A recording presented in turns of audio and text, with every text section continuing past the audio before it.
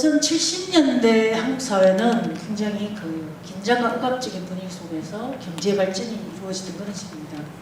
그리고 70년대가 가지고 있었던 어떤 그런 불안들이 어떻게 보면 어떤 그 미술에 대한 그런 대우미술 제도까지 연결되는 어떤 요소도 제가 짚고 있는데, 당시에 이제 그 건종호 선생님이 대학을 졸업하고 대구 안안에서 활동을 할 때, 그때 대구뿐만 아니라 서울의 전체 이렇게 모색과 실험 그리고 정체성을 찾기 위한 본질적인 고민에 봉착해 있던 이런 시기였습니다. 그리고 이때 당시에 70년대에 새로운 조형 실험으로 에이지라든가 아방가르드고, 그 다음에 ST라고 하는 그 스페이스 타임이라고 하는 이런 그룹들이 활동을 하게 됩니다. 근데 당시에 이런 사회적인 비판이나 실험 미술은 유신 체제하에서 그 자유로울 수가 없었던 거죠. 그래서 사실 그 1974년도에 대구 현대미술제가 이래로 전국에서 이제 이래로 이루어지는데요. 어떻게 보면 이런 대구 현대미술제도 그런 서울에서 공부를 하고 이런 어떤 여러 가지 억압 속에서 자유로운 어떤 분출을 하기 위해서 대구로 온 많은 작가들이 이렇게 시작했던 그런 것이 또 대구 현대미술제라고 할 수 있습니다. 그리고 이 대구 현대미술제는 74년에 시작해서 75회까지 됐습니다. 79년도까지요. 76년도는 이루어지지 않았고 그렇게 이제 5회까지 열렸습니다. 이 전시는 지금 강정에서 계속 전시가 되고 있는 것으로 알고 있습니다. 그리고 이제 이 얘기는 제가 그 김미경 선생님 지금 작고하셨는데요. 아마 이 자리에서 김미경 선생이 사실 같이 발표도 하고 이렇게 토론을 하셨던 분이었는데 지금 이제 작고하셨습니다.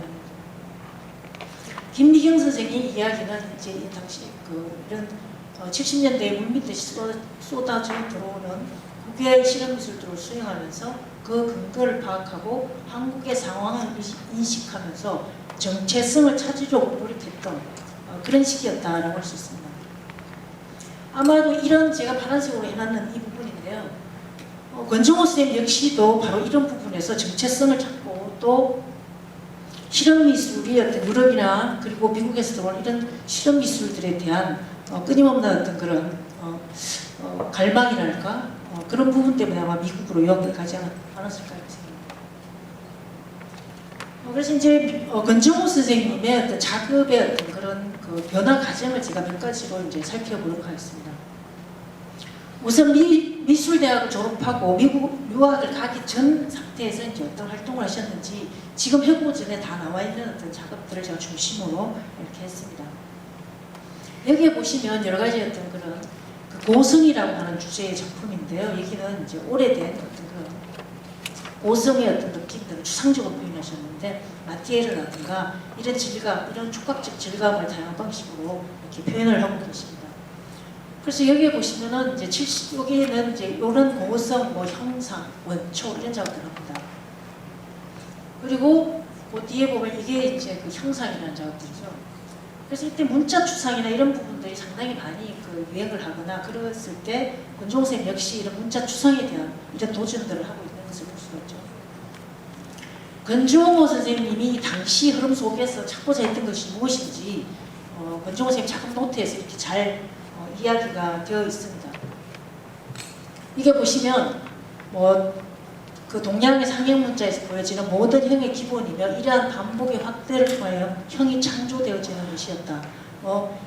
이것은 지난 10년 동안 추상 미니멀 스타일에 대한 함축된 이야기를 하고 계시는 것을 볼 수 있습니다.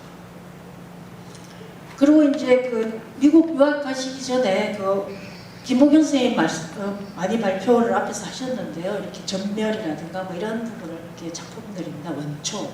그리고 이후에 이제 이런 이런 시리즈들의 작업들을 이제 하고 있습니다. 물론 그 유럽의 포르멜이라고 하는 전후의 어떤 그런 비정형이라고 하는 그런 추상과 그리고 선생님이 그 점, 선, 면으로 이어지는 이런 아주 기본적인 원초적이고 이런 부분에 대한 요소를 권원적인 부분을 점과 선을 통해서 또 노력하는 이런 부분의 회화들을 여기서 볼 수가 있습니다.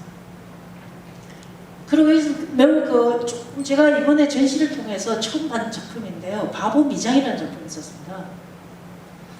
여기에는 보면은 그 굉장히 마티에르가 지금 전시가 되어 있는데요. 아주 불규칙적이지만 아주 굉장히 반복적으로 마티에르가 굉장히 강하게 이루어진 이런 단색화 계열의 어떤 그런 작업들을 또 이렇게 하셨습니다.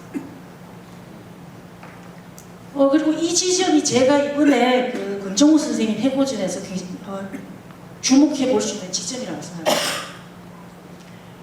이 부분부터 이제 권정우 선생님이 유학을 가셔가지고 자신의 정체성과 자신의 그 어떤 유년 시절에 내면에 어떤 가지고 있었던 그런 트라우마들을 어떤 인식하는 그런 계기가 되었던 작품이 바로 이 작품입니다. 그런 계기를, 그런 자각을 통해서 만든 작품이 이 작품이지 않았을까라고 저는 개인적으로 추측을 해봅니다.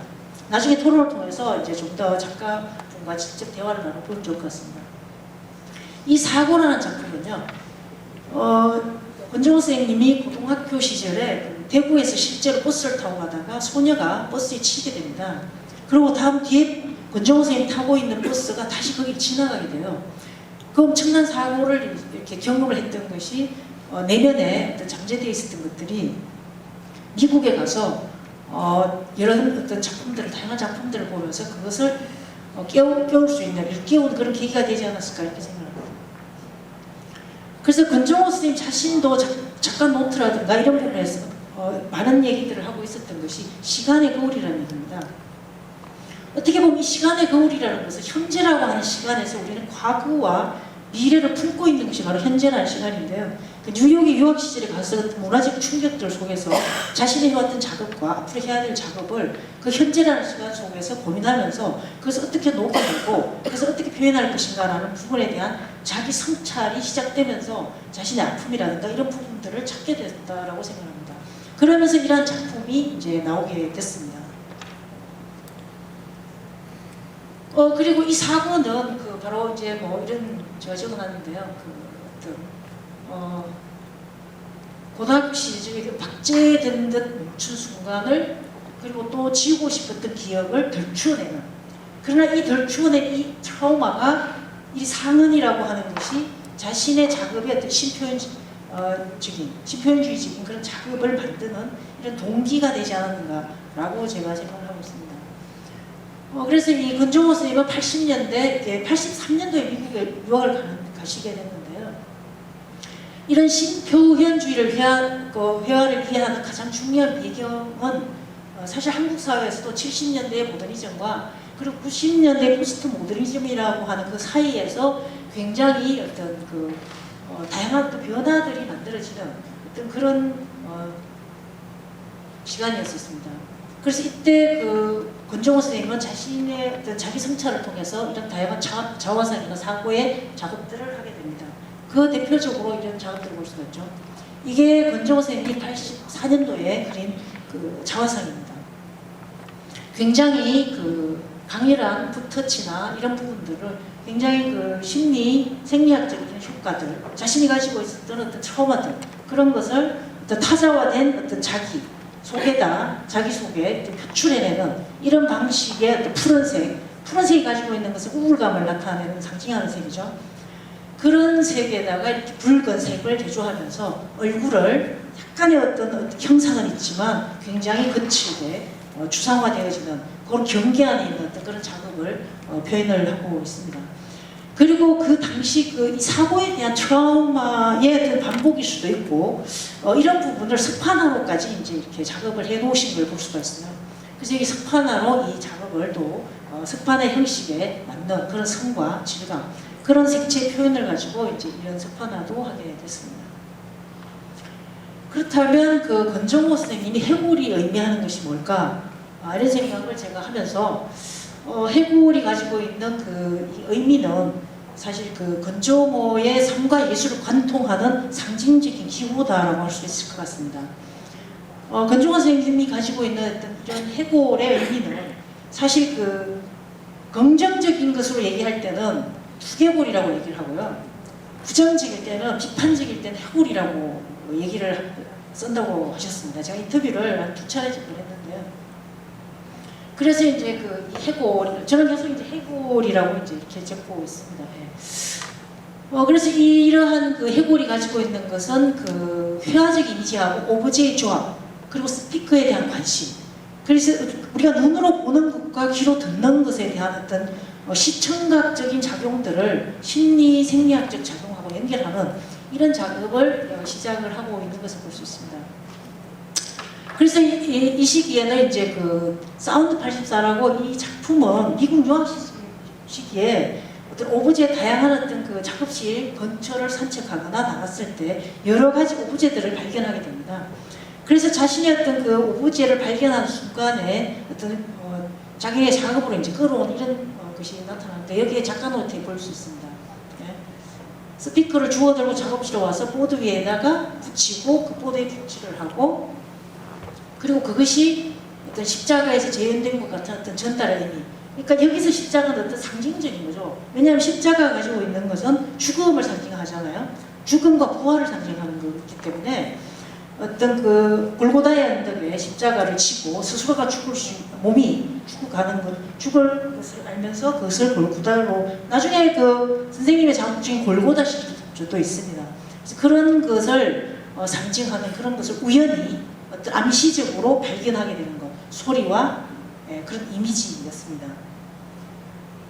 그러면서 이제 이 해골들의 시리즈도 계속 제가 요게 조금 이미지가 바뀌었는데 이 부분이 그 발견했던 그런 오브제들입니다. 자하고 이런 어떤 나무라든가 어떤 소리가 있는 이런 부분들이 스피커가처럼 되어 있는 이런 여러 어떤 서로 다른 오브제들이 만나서 하나의 서로의 어떤 우연성 속에서 어떤 필연성과 같은 그런 연결고리로 이제 이어지는 이런 부분이죠. 우리의 삶이라는 것도 어떻게 뭐 어디서 왔는지 어디에 있다가 어디로 가는지 그런 우연성과 필연성이 수없이 교차되는 어떤 과정에서 만들어지는데 그런 작가가 이런 어떤 자기가 유학을 가서 발견했던 그 우연히 발견했던 오브제들 그리고 또 다른 오브제들이 쓰임새를 다하고 서로 만나서 하나의 어떤 그 몸이 되는 이런 작업으로 이제 만들어 놓으셨습니다. 여기는 페인팅이고 여기 이제 오브제의 어떤 조합들인데요. 여기에는 그 스피커이기도 하고 또 거기에는 어떤 스피커의 어떤 크고 작은 어떤 그런 형상들을 조형적으로 이렇게 추상적이면서도 조형적인 이런 방식으로 이제 해놓은 페인팅입니다. 여기서 이제 해골 부분에 대해서는 보통 치아를 이렇게 딱 닦는 치아를 이렇게 해골을 하면서 강조했습니다. 페인팅에는 물론 이 부분은 그 딱종이라든가 이런 오브제나 만들어진 것에서는 이런 치아를 깍 닦는 입이 없는 거죠. 그래서 페인팅에서 이런 걸 놓으셨는데 이 부분에 대해서 그 어떤 그 자신의 어떤 그 모든 인간이 어떤 그런 결심을 하고 뭔가를 어떤 집념을 나타낼 때 이렇게 그리고 그 통증이나 아픔을 견딜 때 뭐 이런 어떤 꽉 닦은 입을 상징하면 이렇게 해서 이제 치아를 표현하셨다고 합니다. 그리고 이제 이런 스피커와 해골을 이미지의 결합이라는 것은 죽음을 상징한 해골의 소리를 부여하는 시도처럼 각각의 연관서 속에서 작가의 생각 속으로 끊임없이 이제 수렴되는 방식 이런 방식으로 이제 과정과 결과가 만들어지는 그런 것을 볼 수가 있습니다. 이런 부분에서 이제 뉴욕은 사실 작가에게 어떤 그동안 한국에서 40년 가까이를 한국에서 살면서 무의식과 무의식의 교차 속에서 끊임없이 자신이 타자화되지 않은 상태에서 살다가 작업하다가 유학을 가서 어떤 낯선 어떤 도시 그 뉴욕이라는 곳에서 수많은 작가들이 모여있는 그런 곳에서 작업을 보고 그러면서 자신이 내면보다 자신을 타자화된 이런 방식의 어떤 접근 방식의 어떤 작업들이 많이 나왔을 거라는 그런 사유를 많이 했을 거다라고 이제 유추해 볼 수 있습니다. 이런 것도 결국은 이제 유년 시절의 기억과 현재상 그 사회에서 자신을 지배했던 무의식과 의식의 청들이 마치 지진이 일어나는 것처럼 자신을 돌아보는 이런 계기가 전 뉴욕에서 만들어졌을 거다 이렇게 생각을 합니다. 그래서 이 사운드라는 그 소리가 페인팅이라고 하는 어떤 그 보여지는 이미지와 이렇게 소리가 결합되는 지점에 이제 작업들을 하시는데 이게 바로 이제 이 작업인데 여기 스피커 이미지가 강한 어떤 색깔체 보라색과 검은색, 노란색 대조 마치 타트처럼 이렇게 되어 있습니다. 이게 시선을 가득 모으고 있는데 여기를 중심으로 굉장히 복잡한 색채의 어떤 보색 대비도 있고 강렬한 색들이 마치 소리의 울림을 눈으로 보는 것 같은 이런 대형 작업을 하십니다. 이게 이제 국립현대미술관에 이제 소장된 작품입니다. 이 소리라는 작품하고 그리고 이제 이 어느 날 밤이라는 이 작품의 두 점이 이렇게 대작인데요. 이 두 점이 다 이제 국립현대미술관에 지금 소장되어 있습니다. 여기도 이제 해골에 여전히 이제 치아가 이렇게 같이 나와 있고 강렬한 어떤 색채나 그런 이미지들이 굉장히 신표현주의적인 어떤 그런 회화의 어떤 그런 화면들을 강하게 보여주는 이런 것을 볼 수가 있습니다. 그리고 이제 권정우 선생님은 이런 스스로가 해골은 신념이다 이런 말씀을 하셨어요. 그래서 이제 해골 탄생 시리즈에 대한 어떤 의미들을 이제 제가 여러 어떤 자료들이나 선생님 인터뷰를 통해서 보면 결국 해골에 대한 의미는 죽음으로 치닫는 사회, 근대화 과정에서 발생했던 문제에 대한 비판이자 경고로서 상징적으로 굉장히 크게 이제 만들어 놓기 때문에 크거나 혹은 엄청나게 반복된 그런 어떤 양으로 이제 만들어 놓는 그런 방식으로 가게 됩니다. 여기서는 이제 해골이 가지고 있는 의미는 상당 어떤 하나의 의미가 아니라 갖춰진 의미가 아니라 다의성이 내포되어 있는 것을 볼 수 있습니다. 이것은 이제 과학적 이성과 예술적 감성이 결합된 인간의 모습이고 그 속에서 이제 희망을 담고자 했다라고 읽을 수가 있습니다. 그리고 해골에 담긴 의미의 이제 이 부분은 아까의 이제 반복이기도 한데요. 이거 중요한 이 부분은 이 해골이 가지고 있는 것을 시간의 거울이라고 해석할 수 있는데 이 시간의 거울은 텅 빈 해골 앞에서 가질 수 있는 마음, 그 마음은 살아있는 현재는 살아온 어제와 살아갈 내일을 품고 있다 그런 의미다라고 할 수 있습니다. 그리고 이 해골 시리즈는 유화로 다소 저는 이제 이번 발표에서 주로 입체 작품보다는 이제 페인팅에 주목을 했습니다. 페인팅에서 가지고 있는 해골. 그래서 여기에 보시면 80년대 해골 시리즈는 굉장히 다수 이렇게 제작이 되었었습니다. 그리고 점선 음량의 변화를 통해서 강렬한 색채를 통해서 신표현주의적인 전언을 했고요. 그리고 이건 제가 얘기를 다 했던 이제 참고 사항으로 볼 수가 있습니다.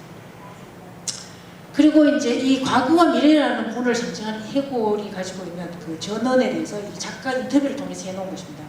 이 인터뷰는 이제 책에 있으니까 한번 읽어보시면 될 것 같습니다. 네. 그리고 이 소리와 같이 이제 연결된 어떤 이미지를 계속 지속적으로 이제 작업을 해 나가고 있습니다. 그리고 이런 80년대 한국의 모더니즘과 연결된 어떤 이런 측면에서 이 권정호의 신표현주의적인 어떤 80년대 회화를 접근할 수 있겠다는 생각이 듭니다.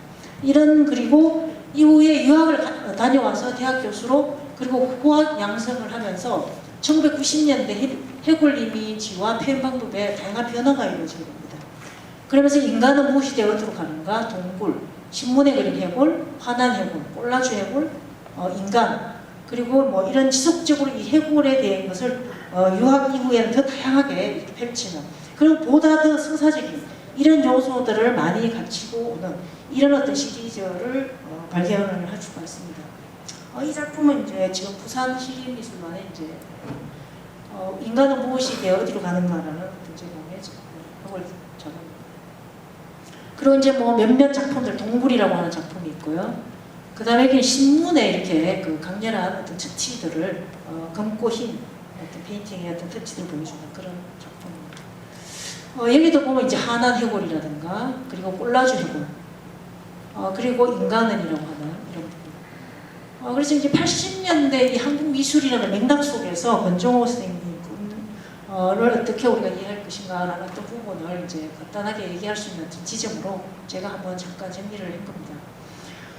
그리고 사실 이 유학 기간에 권정호 선생님이 석사 논문으로 제스퍼 존스에 대한 논문을 쓰셨는데 미국 유학 갔을 때 당시 83년, 4년 이렇게 미국에 있는 동안에 제스퍼 존스가 이제 사실 다다에서 네오다다, 팝아트로 이어지는 네오다다의 어떤 굉장히 중요한 역할로서 팝아트로 연결되는 이런 작업들을 많이 했었습니다. 이런 제스퍼 존스와 그리고 앤디 워홀, 팝아티스트 앤디 워홀, 바스키아 같은 경우가 뉴욕에서 활발하게 정상에서 활동하고 있었던 이런 시기에 이제 권정호 선생님이 미국 유학을 가시고 거기서 많은 어떤 이런 부분들을 이제 눈으로 논문도 쓰고 연구하다가 눈으로 실제로 작업을 확인하는 이런 경험을 하게 되었을 것이다고 생각을 합니다. 그래서 이것도 제가 이제 해골에 대한 여러 가지 어떤 이야기들을 결론으로 제가 그동안 제가 권정호 선생님 자료를 이렇게 찾아보다 보니까 12명의 평론가분들이 글을 쓰셨습니다. 그래서 12분의 어떤 평론가분들이 쓰신 글 중에 제가 굉장히 많이 호응을 하고 훌륭한 어떤 그런 인식의 어떤 지점을 제가 이렇게 추린 그 부분, 인용한 부분을 제가 결론으로 대신하였습니다. 바로 이 제가 글에 제본되어 있지만 바로 이 부분들입니다. 김영세 선생이 썼던 그 작가시고 동료 작가시고 그때 작가이다. 김영세 선생님 여기 오셨는지 모르겠는데요. 김영세 선생님 짧지만 아주 시적으로 굉장히 그 압축적으로 잘 써놓으셔가지고요. 그 중에 어떤 부분을 제가 인용을 했습니다. 여기. 그리고 장미진 선생님이 여기 오셨는 것 같은데요. 그 썬넌 이것도 제가 그 굉장히 동의를 하고 훌륭한 글이기 때문에 다 인용을 했던 부분입니다. 결론은. 네. 그리고 이제 이게 시안에서 했던 그 미래를 통하는 문을 이제 이렇게 그리고 이게 이제 그 골고다라는 하는 그런 구조 형태의 이제 작업입니다. 네, 이것은 그 홍순환 작가가 권정호 선생님에 대해서 이렇게 쓴다는데 상당히 와닿는 그런 내용이었습니다.